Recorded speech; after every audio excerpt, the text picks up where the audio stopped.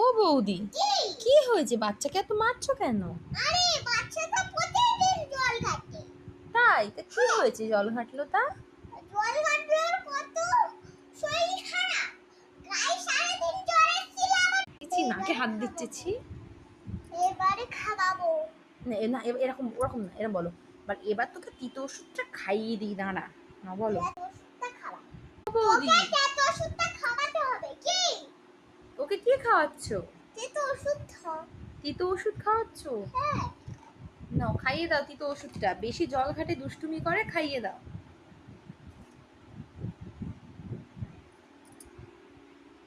এ বাবা,